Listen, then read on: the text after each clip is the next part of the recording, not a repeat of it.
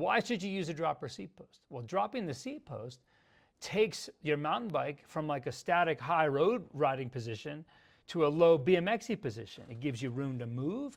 It allows you to go into a low hinge so you can generate traction and manage bumps and make angles and just basically shred. And by the way, if you don't have really good hip mobility, you can't really hinge with a high seat.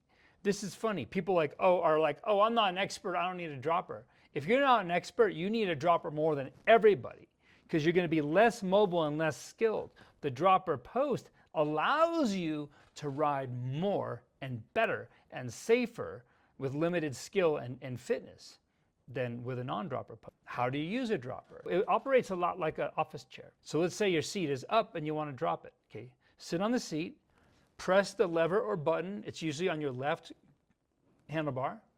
Press that. Let your body weight push the seat down, release the button, and then get off the seat. The seat's down. Then you can descend and shred and do all the fun stuff. When it's time to climb again, push the lever, let the seat come up and release the lever. Done. One of the really good tricks for a dropper user, we'll call it the drop to hinge transition. Okay, so let's say you're cresting the top of a hill. It's a beautiful descent in front of you, right? It's time to get going, right? So what you'll do is you'll sit down and drop the seat. So there, your butt's on the seat and your knees are very far forward. And if you stand straight up, you're going to stand into a squat pattern that's not going to work very well. Your quads are going to burn and you won't have the arm range to control the bike. So practice this, make this absolutely subconscious, okay? Drop the seat, and from that position, take your knees and push them back. Your knees will go straight back over your bottom bracket and your butt will come up. That will automatically put you in a low hinge. That is great practice. Get good at that, get good at that, get good at that, and it's going to make all your descending way better.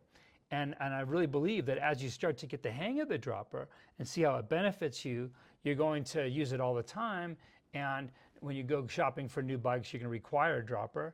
And I highly, again, recommend opening your mind to the idea of a dropper on your gravel bike.